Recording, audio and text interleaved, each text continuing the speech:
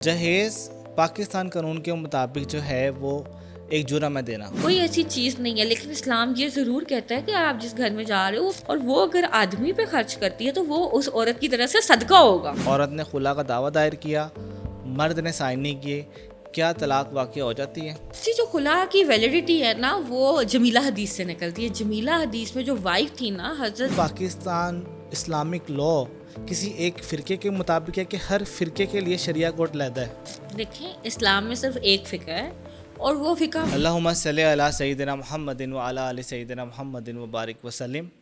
السلام علیکم، میں آپ کا ہوسٹ، آپ کا دوست میاں صوبان احمد، اور آپ دیکھ رہے ہیں دین ٹاک. پاکستان ایک نظریاتی ملک ہے جس کا نظریہ لا الہ الا اللہ ہے. آج ہم جاننا چاہیں گے کیا واقعی اس ملک کے اندر اسلامی لاز کو امپلیمنٹ کیا جاتا ہے کہ نہیں. اس کے لیے ہم نے آج بہت ہی اچھے اور خوبصورت جو ہیں ہمارے گیسٹ وہ موجود ہیں. ان کو ہم نے مدعو کیا ہے مس ردا نور کو. مس آپ کیسی ہیں؟ خیریت سے ہیں؟ جی میں بالکل ٹھیک ہوں، آپ کیسے ہیں؟ الحمدللہ. اچھا مس، مجھے یہ بتائیں فیڈرل شرع لا کیا ہے؟ آج سے 600 سال پہلے جب آٹومن امپائر تھا نا تو مسلمانوں کا یہ سٹیٹس تھا، جو آپ کے جوتے کا سائز تھا نا وہ آٹومن امپائر سے بن کے جاتا تھا. ٹھیک ہے، آپ مسلمان شدید ترقی کر رہے تھے اور جب آپ کے کتب خانوں میں لاکھوں کروڑوں کی حساب سے کتابیں تھیں نا، جب آپ کی بیٹیوں کے جہیزوں میں کتب خانے اور لائبریریز دی جاتی تھی، کتابیں دی جاتی تھیں، جب آپ رات کو سونے سے پہلے پانی پینے کی بجائے 10 کتابیں، یہ میں اپنے پاس سے نہیں پا رہی، فیکچوئل سچویشن ہے، 10 سے 12 کتابیں آپ کی ساتھ خالی سائڈ ٹیبل پہ آپ کی منجی کے ساتھ پڑی ہوتی تھی نا، تب یورپ کے کتب خانوں میں 500 سے زیادہ کتابیں نہیں ملتی تھیں. ٹھیک ہے، تب کیا بات ہے کہ مسلمان ایک انتہائی ترقی پذیر لوگ مانے جاتے تھے. شریعت میں ان کی ایک ویل ورڈنگ مانی جاتی تھی. شریعت میں صرف میں اسلامی شریعت کی بات نہیں کہہ رہی، میں پوری معاشرتی بات کر رہی ہوں جس میں جو اہل کتاب ہے ان کی شریعت بھی آتی ہے. کوئی بھی اہل کتابوں کا مسئلہ آتا تھا تو وہ مسلمانوں سے پوچھنا آتے تھے. مسلمان انٹلیکچولی ہائی مانے جاتے تھے. ٹھیک ہے، چاہے وہ جس بھی فرقے سے تعلق رکھتے تھے. تو تب آٹومن امپائر جب اپنا ایمپررس ٹیریٹریز ایکسپینڈ کر رہا تھا اور مغل امپائر پاکستان سب کانٹیننٹ میں آیا اور بڑا پیک سے راج کیا، تو مسلمانوں کے ساتھ بڑے ترقی ہو رہی تھی، اتنے خوشحال طریقے سے سب کچھ جا رہے تھے. جب اس کے بیچ میں مغل امپرر کو توڑ کے، اس کو چوڑا چوڑا کر کے، پارا پارا کر کے جب برطانیہ راج آیا، تاج برطانیہ آیا، تو اس کے بعد مسلمانوں کا یہ حال ہو گیا کہ مسلمانوں کو اپنی ہی شریعت کا پتہ نہیں رہا. مسلمانوں کو مجبور ہو گیا کہ وہ آڈ جابس کریں، اپنے دین سے اتنے دور ہو جائیں، اتنے دور ہو جائیں کہ وہ کچھ بھی نہ کر سکے. اور بات نوبت یہاں، یہ تو ہسٹری ہے، نوبت یہاں تک آ گئی کہ مسلمانوں کو سانس لینے نہیں دیا جاتا تھا. تو یہ جب ساری باتیں اس سارے بیک لاگ میں پورے کا پورا جو سب کانٹیننٹ تھا آج سے 120 سال پہلے ایک بات پہ بات کرتا تھا، کوئٹ انڈیا موومنٹ. کس کی بات کرتا تھا؟ کوئٹ انڈیا موومنٹ، کہ انگریز اس ملک کو، سب کانٹیننٹ کو، اس خطے کو چھوڑ کے جاؤ. وہاں پہ ایک ہستی آئے، علامہ اقبال.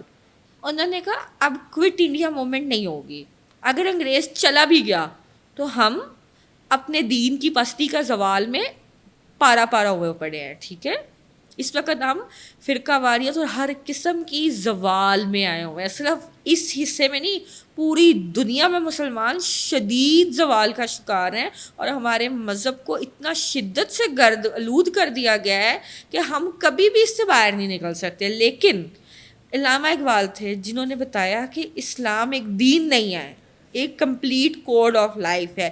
یہ نظام زندگی سے زیادہ، شریعت سے زیادہ نظام ہستی ہے. ٹھیک ہے، یہ علامہ اقبال نے بتایا. اور انہوں نے کہا ہر چیز کا معاشرتی لیول پہ، سوشل لیول پہ، لیگل لیول پہ، اکنامک لیول پہ جو اسلام کی شریعت اور جو اسلام کی اسپرٹ ہے وہ دنیا میں ایسی مثال نہیں ملتی. اور اگر اسلام فالو ہو جائے تو پورے کی پوری ورلڈ اتنی پیسفل ہو جاتی ہے کہ صدقہ دینے والے رہ جاتے ہیں، لینے والا کوئی نہیں رہتا.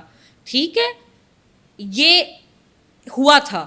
پھر ریاست مدینہ قائم ہوتی ہے، لیکن ریاست مدینہ کے خواب سے ہم لوگ بہت دور جا چکے ہیں. یہ علامہ اقبال نے پھر دی ایک تھیری, اس کو کہتے ہیں پاکستان موومنٹ, ٹھیک ہے, لاہور ریزولوشن. اس دن یہ ہوا کہ ہم مسلمانوں نے اپنا مقام کھو دیا ہے اور ہم یہ کبھی واپس نہیں لے سکیں گے جب تک ہم اپنی شریعت پہ واپس نہ آ سکیں. اور شریعت پہ واپس آنے کا مطلب یہ ہے کہ پہلے ہمارے لاز کو ہمیں ایک ایسا نظام دیا جائے جہاں پہ ہمیں تشدد کا شکار نہ کیا جائے, بلکہ ہمیں امپروومنٹ میں ہماری سوشل کنڈیشنز بیٹر دی جائیں. اور اس کا حال یہ کہ جہاں مسلم میجورٹی ریجنز ہیں ان کو ایک الگ ریاست بنا دیا جائے تاکہ ہم اس ریاست کو اسلام کے مطابق ریاست بنائیں, اس کا پورا نظام شریعت محمدی پہ ہو اور اس ریاست کو پوری دنیا فالو کرے اور پوری دنیا میں اسلام کا اور مسلمانوں کا وہ مقام آ جائے جو آٹومین امپائر میں تھا یا اس سے بھی اوپر آ جائے.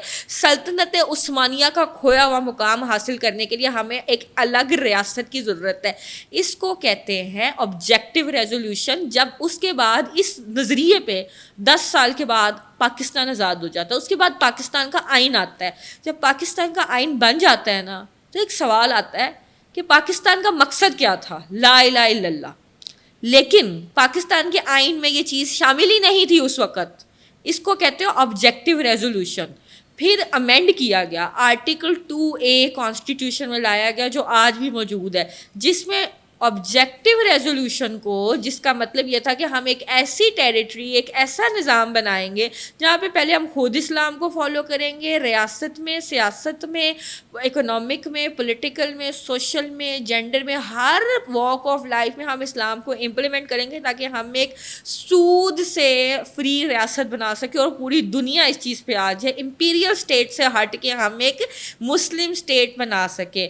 تو یہ چیز پاکستان کے آئین میں شامل ہی نہیں تھی جب پاکستان کا آئین بنا. لیکن بعد میں آرٹیکل 2A ایڈ کیا گیا کانسٹیٹیوشن میں, جس کی وجہ سے یہ جو آبجیکٹیو ریزولوشن ہے ہمارے آئین کا آپریٹو پارٹ ہے, حصہ ہے, اور یہ کہتی ہے کہ پاکستان میں جو بھی قانون بنے گا وہ اسلام کے مطابق بنے گا. تو آج کے بعد اگر کوئی بھی قانون جو پاکستان میں بنتا ہے اور وہ اسلام کے مطابق نہیں ہوتا تو نہ وہ صرف انکانسٹیٹیوشنل ہے بلکہ وہ ان اسلامک ہے. فیڈرل شریعت کورٹ میں آپ لا کو چیلنج کر سکتے ہو کہ یہ اسلام کے خلاف ہے, اور اسلام کے خلاف ہونے کا مطلب یہ ہے کہ یہ آئین کے بھی خلاف ہے, اور آئین کے خلاف لا نہیں چل سکتا کیونکہ آئین قانون کا رکھوالا ہے. پاکستان بننے کے کتنے عرصے بعد یہ شرع لو کو قانون کا حصہ بنایا گیا؟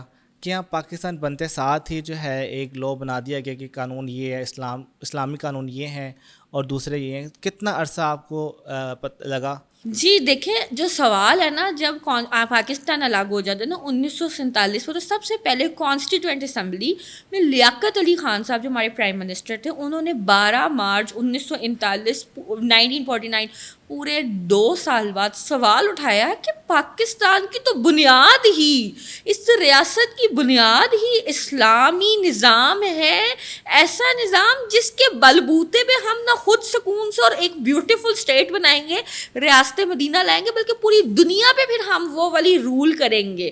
دیکھیں, جب یہ ڈی کالونائزیشن ہو رہی تھی نا, مسلمان ایمپرر اسٹیٹس تھے, ہم نے وہ نظام, جیسے اب ہم یورپ کو دیکھیں نا تو یورپ دوبارہ سے ری یونائٹ ہو رہا ہے, اب تو دوبارہ سے ٹوٹ رہا ہے, یہ سارے ملک دوبارہ ایمپرر اسٹیٹس میں آ رہے ہیں, لیکن اسلام بکھر رہا ہے. تو اسلام کو جوڑنے کے لیے بنایا گیا تھا پاکستان کہ ہم ایک اچھا ملک ہوں گے تو پھر ہمارا وہی ہم پھر ساری جیسے OIC ہے یا اس طرح کی پرومیننٹ ہوں گے.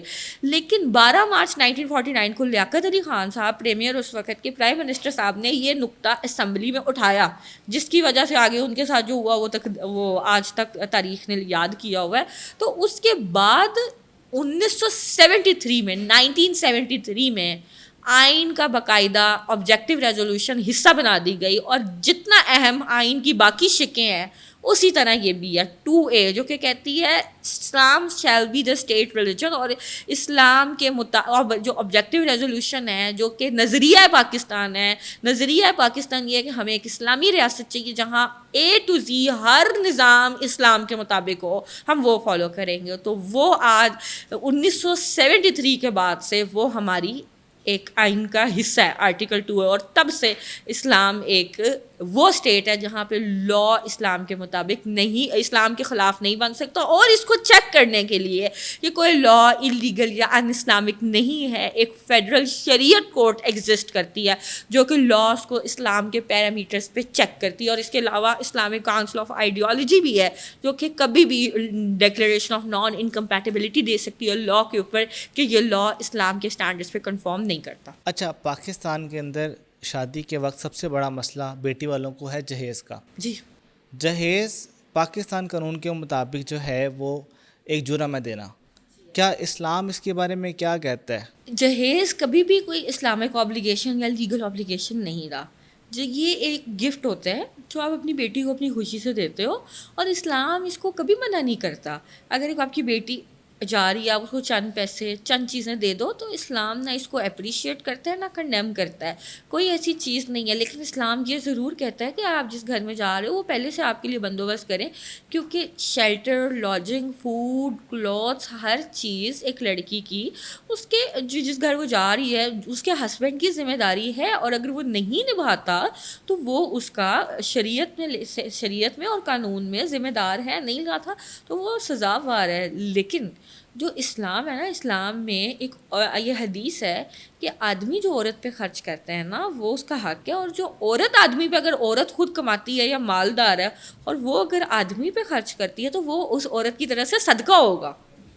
تو یہ کانسیپٹ ہے. جہاں تک ڈاوری کی بات ہے نا, تو اسلام صرف حق وراثت دیتا ہے. حق وراثت سے ایک عورت اپنے گھر سے جائیداد لے کے آ سکتی ہے, اور اس کی اسلام اپریشیٹ کرتا ہے اس چیز کو, لیکن وہ بطور جہیز نہیں لا سکتی. اچھا, کیا ایسا ہوتا ہے کہ اگر کسی نے خلا لے لیے کسی کے ساتھ, ٹھیک ہے, اور مرد نے سائن نہیں کیے, عورت نے خلا کا دعویٰ دائر کیا, مرد نے سائن نہیں کیے, کیا طلاق واقع ہو جاتی ہے؟ جی, جو خلا کی ویلیڈیٹی ہے نا وہ جمیلہ حدیث سے نکلتی ہے. جمیلہ حدیث میں جو وائف تھی نا حضرت ثابت بن قیس علیہ السلام کی, وہ پروفٹ صلی اللہ علیہ وسلم کے پاس آئیں اور آ کے کہتی ہیں کہ میں جو اپنا حق مہر ہے نا وہ واپس دینا چاہوں گی, وہ میں واپس دینا چاہوں گی, تو میں چاہتی ہوں کہ میری اپنے ہسبینڈ سے شادی ختم ہو جائے.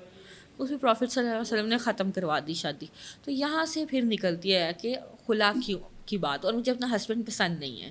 تو پروفٹ صلی اللہ علیہ وسلم نے کوئی بات نہیں کی اور کہا کہ آپ اپنا باغ واپس کر دیں, گارڈن جو آپ کو ملا ہے آپ کے حق مہر میں, جو آپ کے ہسبینڈ نے آپ کو گفٹ کیا ہے, you return that, and in return of that this marriage has ended, اور آج کے بعد یہ شادی نہیں رہے گی. تو اس بنا پہ نکلتی ہے ایک بات خلا کی. اور انہوں نے پھر حضرت زید, ان کے جو ہسبینڈ تھے حضرت ثابت بن قیس, انہوں نے دے دی پھر ڈیورس.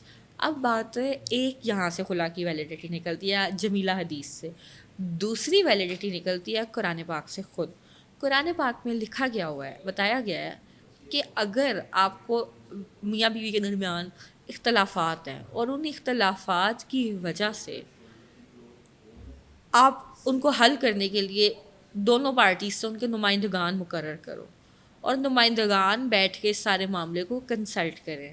کنسلٹ کرنے کے بعد اگر ان کو لگتا ہے کہ یہ دونوں اللہ کی حدوں کو قائم نہیں کر سکیں گے اور کارڈیل ریلیشن شپ نہیں گزار سکیں گے, تو بہتر یہ ہے کہ وہ دونوں اس شادی کو ختم کرا دیں اور معاملات کو آگے لے جائیں. یہاں سے نکلتی ہے خلا کی ویلیڈیٹی. دو چیزیں. تیسری چیز, جب ایک ایسی سچویشن جہاں پہ ایک مرد ایک عورت کو ماری جا رہا ہے, تشدد کری جا رہا ہے, اور وہ طلاق دے نہیں رہا, تو مرد کدھر جائے؟ تو یہ سارے کے سارے جو اختیارات ہیں نا تھرڈ پرسن کے پاس ہیں, عورت کے پاس نہیں ہے خلا لینے کا. خلا اپلائی کر سکتی لیکن وہ اپنے آپ کو خود خلا نہیں دے سکتی.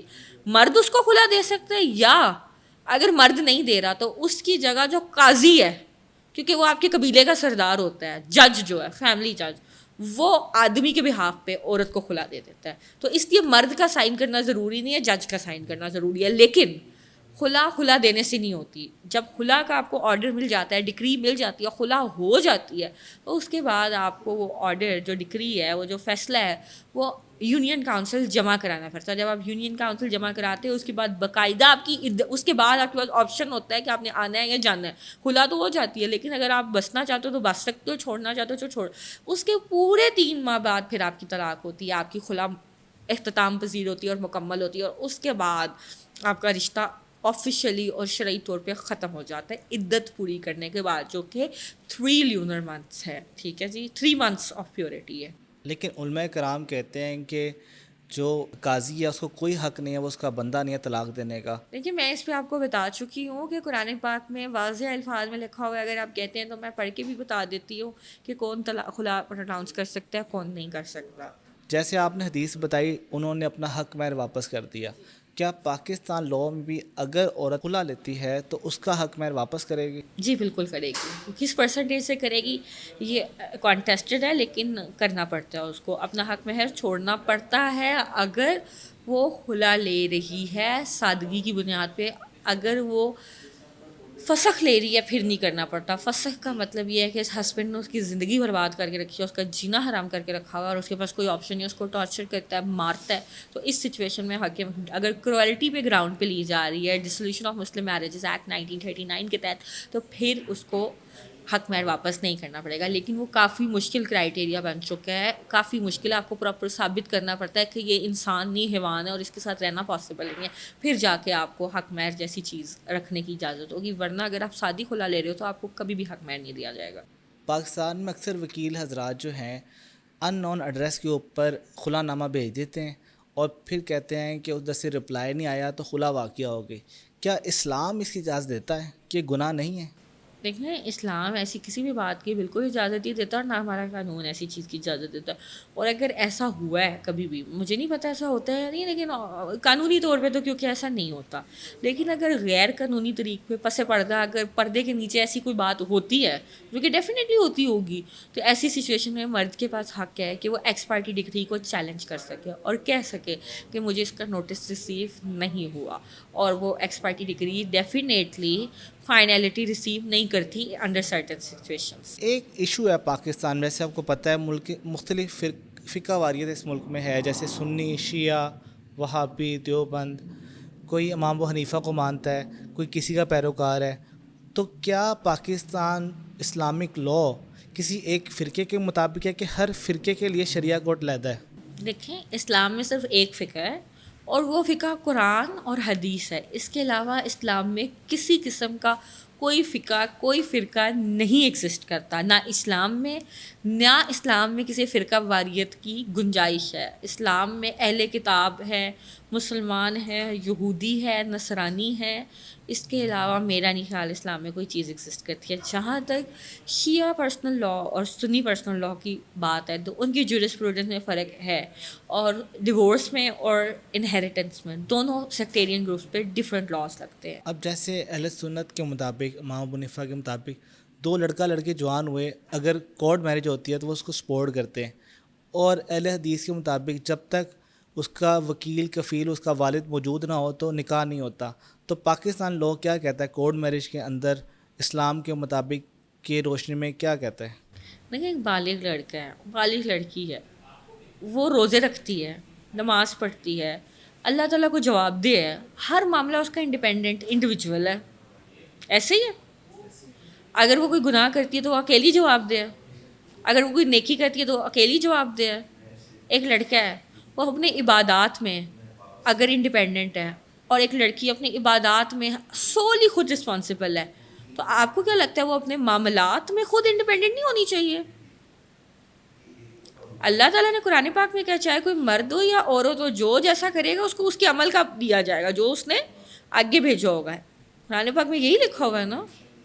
ٹھیک ہے، میں مانتی ہوں کہ بغیر ولی کے نکاح نہیں ہونا چاہیے، یہ بات درست ہے. اور قرآن پاک میں جہاں بھی ولی کی بات آئی ہے تو مرد کے لیے آیا ہے کہ نکاح کرو، جبکہ عورت کے نکاح کے لیے آیا ہے نکاح کرواؤ. تو یہاں سے ولی کی اتھارٹی نکلتی ہے. اور حدیث کے مطابق جو ایک نابالغ، جو ایک سنگل گرل ہے، وہ بغیر ولی کے نکاح نہیں کر سکتی. ٹھیک ہے. اور اگر ایک میرڈ ویمن ہے وہ بالکل ولی، اس کو ایکسپریس کنسینٹ بھی چاہیے اور وہ ولی کی اجازت کے بغیر نکاح کر سکتی ہے ایک میرڈ ویمن. ٹھیک ہے. لیکن ان میرڈ ویمن نہیں کر سکتی. لیکن ہم بات کرتے ہیں ماڈرن پوزیشن کی اور مولویوں کے فقہات کی. بالکل اسلام نے یہ چیز دیا لیکن یہ چیز انکانٹیسٹڈ ہے، کانٹیسٹڈ ہے. ابھی تک ہمیں پتہ نہیں ہے فقہ. یہ دیکھیں اسلام میں اللہ تعالیٰ نے بتایا اس میں 2 قسم کی آیتیں، ایک کھلی اور ایک آیت محکمات. وہ حکم ہے جو صرف اولو العلم کو پتہ ہے. ان سے پوچھو جن کو اللہ نے علم دیا ہے.